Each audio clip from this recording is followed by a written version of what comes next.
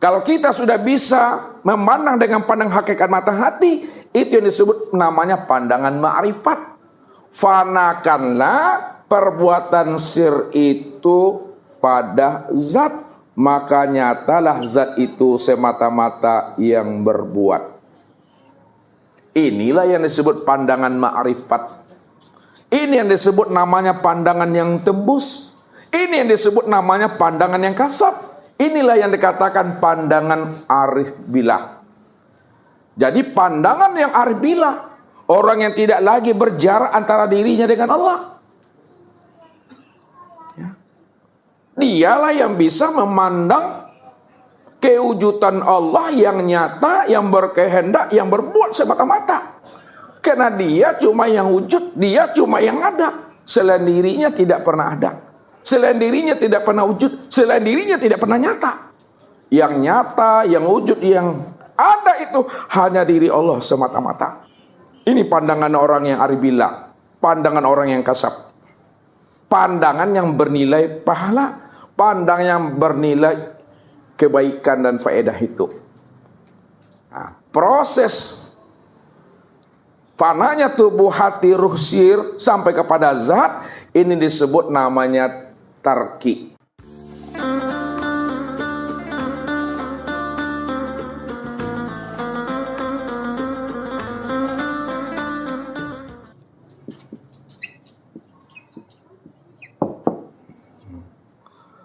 Ya, tarki itu memandangnya dari bawah ke atas. Ya, memandang dari bawah ke atas. Itu tarki namanya. Nah, sekarang kita lakukan namanya proses tanazul.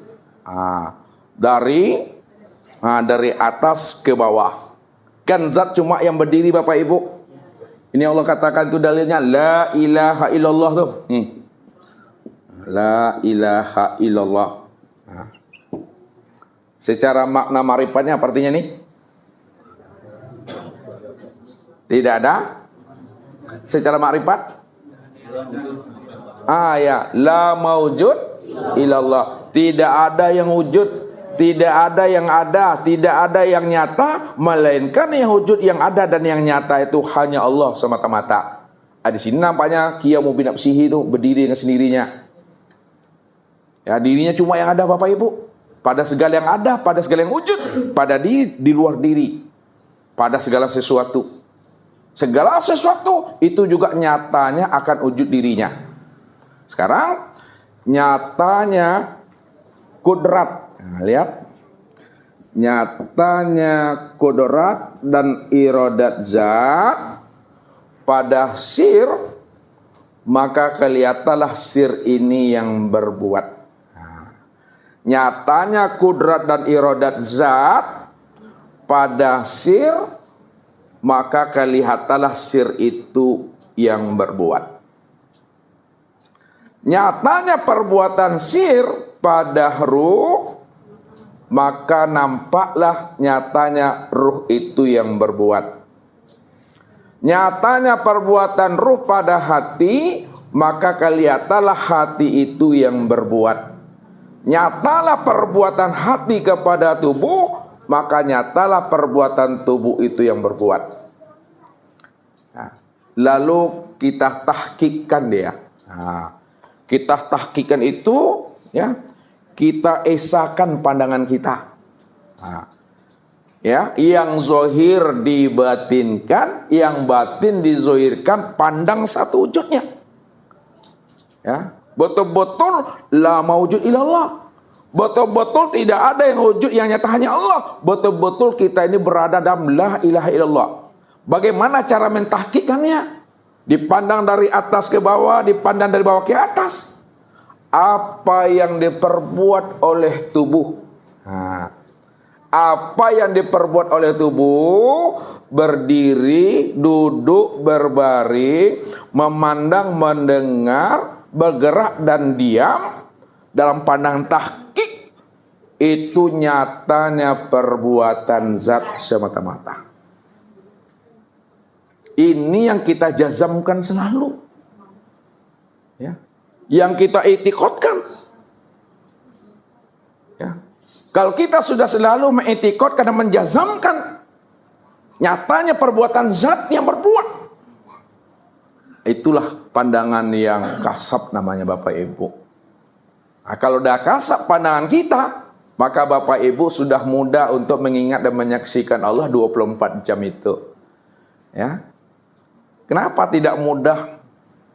Tidak senangnya kita? Karena memang udah hapus diri kita. Jadi kuncinya hapuskan dulu diri kita ini. Nah, kalaulah kita hapuskan diri kita, yang mananya yang mesti kita hapuskan?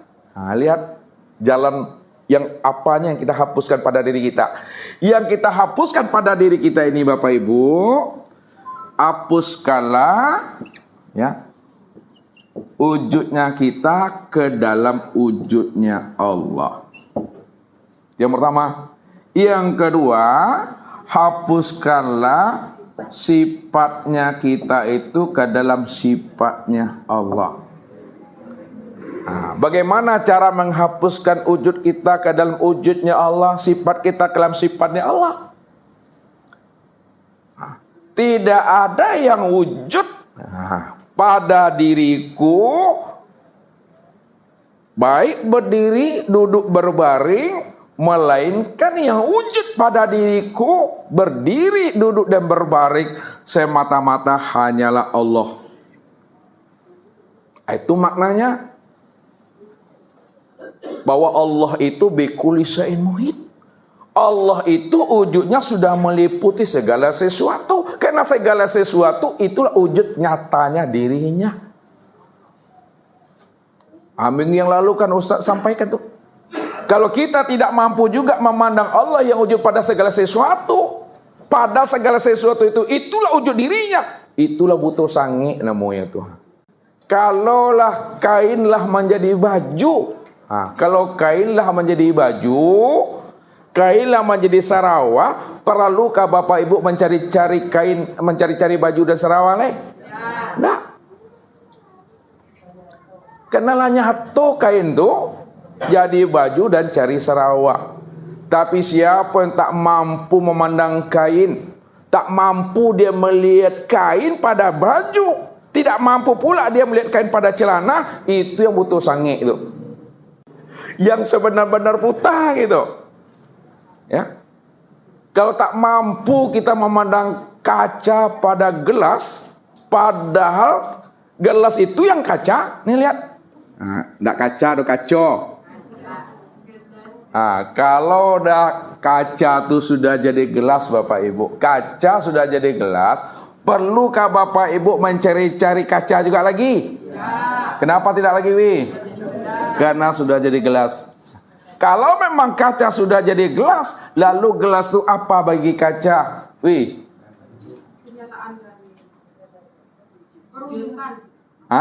Kalaulah gelas itu, kaca itu sudah jadi gelas, lalu gelas itu apa bagi kaca? Kenyataan, wujud, rupa daripada kaca.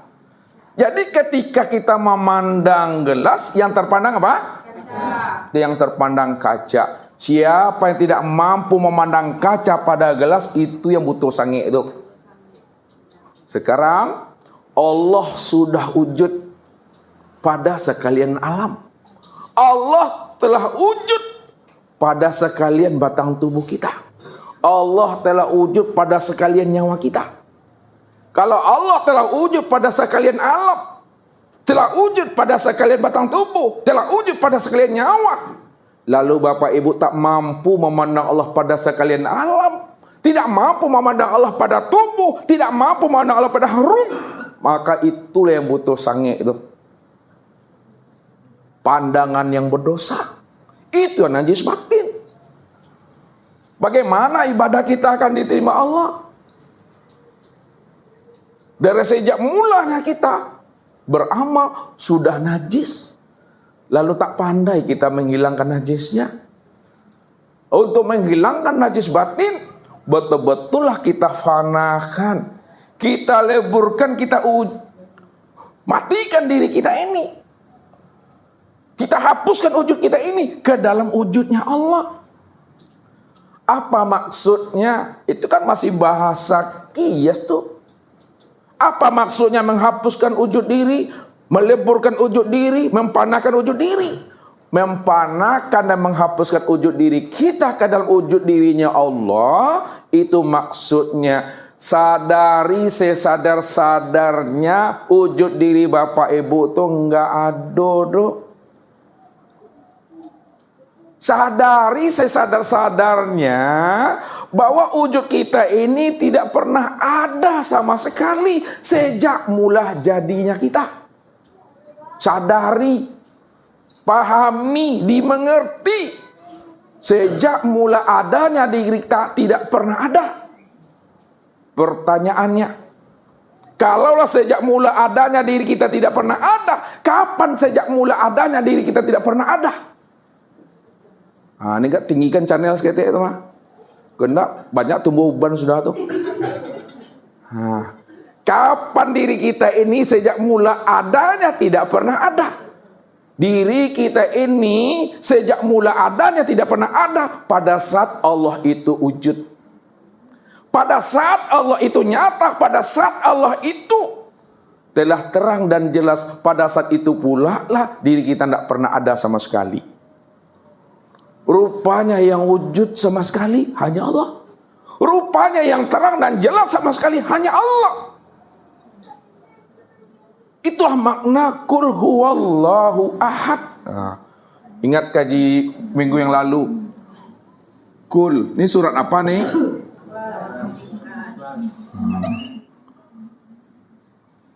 Huwallahu ahad. Coba terjemahkan. Katakanlah dia Allah itu yang esa. Lihat, Allah cuma yang ada, Allah cuma yang wujud. Ya. Bagaimana adanya Allah, bagaimana wujudnya Allah? Wujudnya Allah, adanya Allah itu sebelum nyata nurnya. Wujudnya itu dalam keadaan batin. Lihat, kalau Ustaz hapus nih. Nih lihat. Nih huruf H kan? Nih dia nih, batin.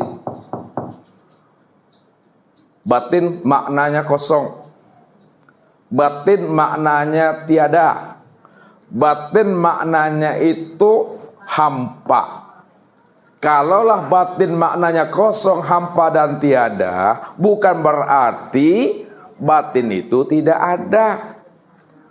Bukan berarti kosong itu tidak ada. Bukan berarti hampanya Allah itu tidak ada.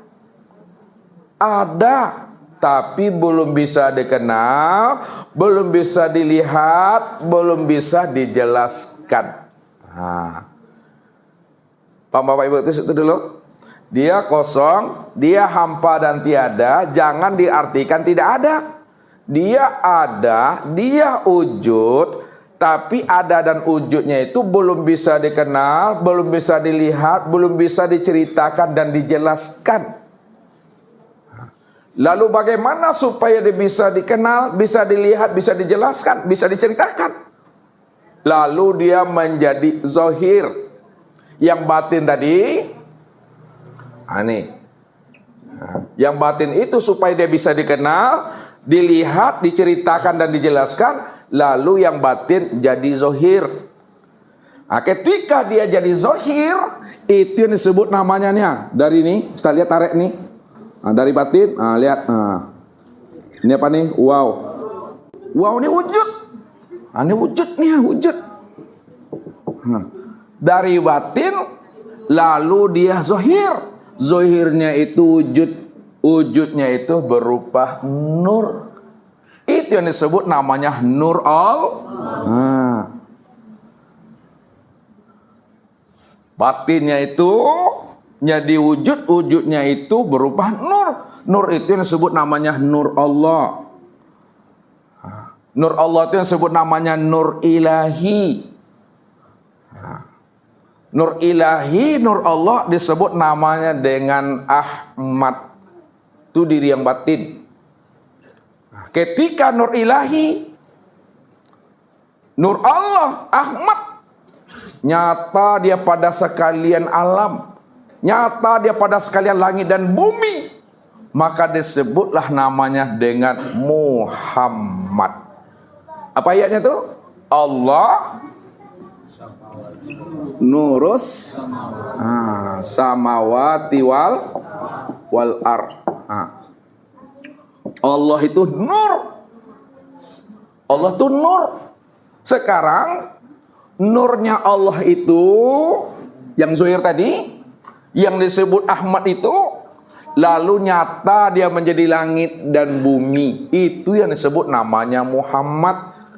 Maka Muhammad dengan Ahmad itu esa, jangan dipisahkan. Bukti Ahmad dan Muhammad esa satu. Maka lihatlah arti Ahmad. Ahmad alif ha itu maknanya Allah. Mim dal itu namanya Muhammad.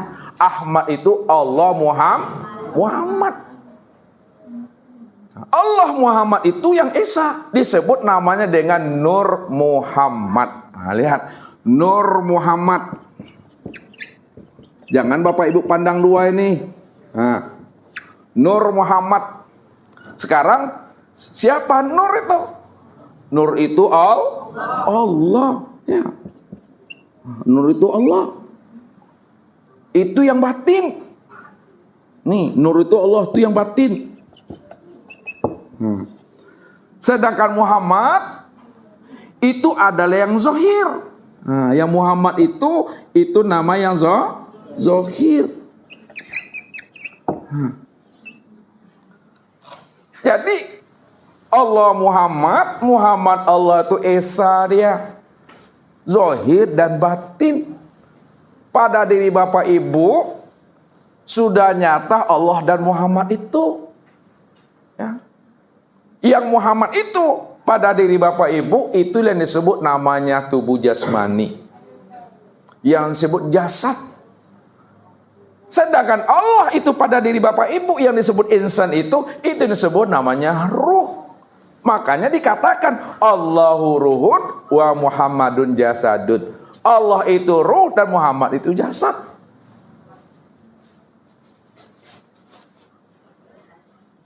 Maka penggabungan, perpaduan antara yang zahir dengan yang batin, batin dengan yang zahir, tubuh dengan ruh, ruh yang dengan tubuh, satunya ruh dengan tubuh, satunya tubuh dengan ruh, itu yang disebut namanya dengan insan.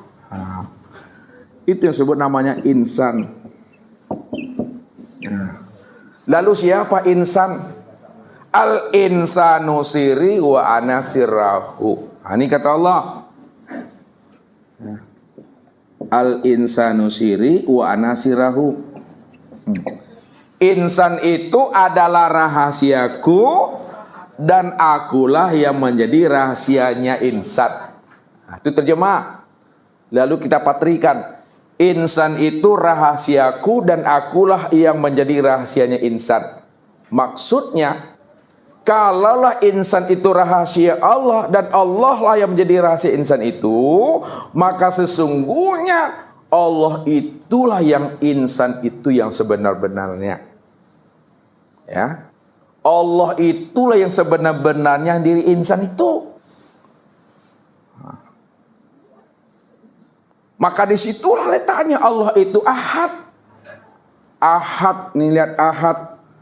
Ada berapa hurufnya tuh ahad? Ya, 3. Ini bukan ilmu otak-atik, bukan ilmu cocok logi.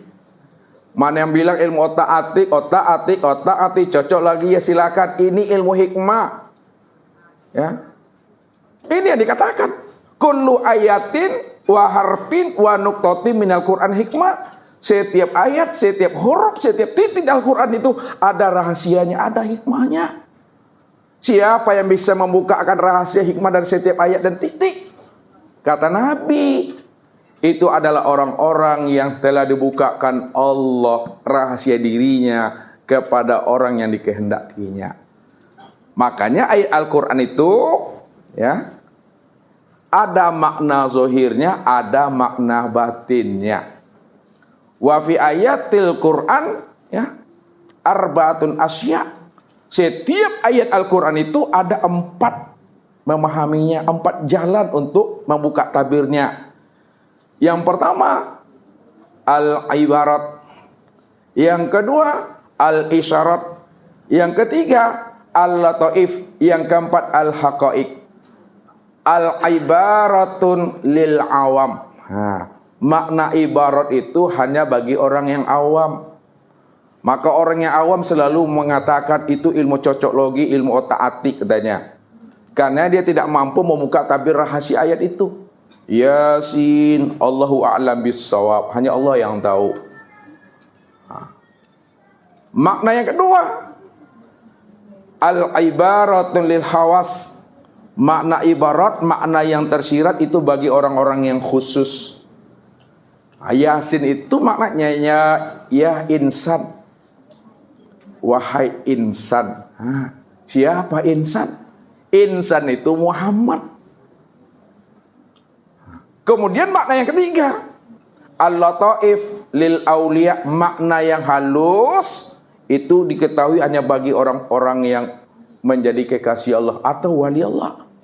Yasin, maknanya itu adalah Muhammad. Hei Muhammad. Jadi Muhammad itu di dalam Al-Quran itu nama beliau itu adalah Yasin. Yasin itu nama batinnya. Yang keempat, makna al-haqa'iq lil anbiya. Makna yang hakiki itu hanyalah diberikan kepada para nabi dan rasul.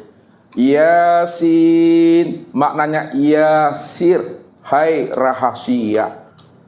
Siapa rahasia itu? Adalah Allah yang wujud dan nyata pada Muhammad. Maka Allah katakan Ahad. Nih, Ahad Esa. Alif, Ha, dan Dal. Alif ini ya Allah. Ha itu Muhammad, Dal itu adalah Adam. Allah, Muhammad, dan Adam. Satu orangnya tuh. Allah tuh namaku, Muhammad itu wujud diriku, Adam itu rupaku. Makanya Allah, Muhammad, Adam itu disebut namanya insan.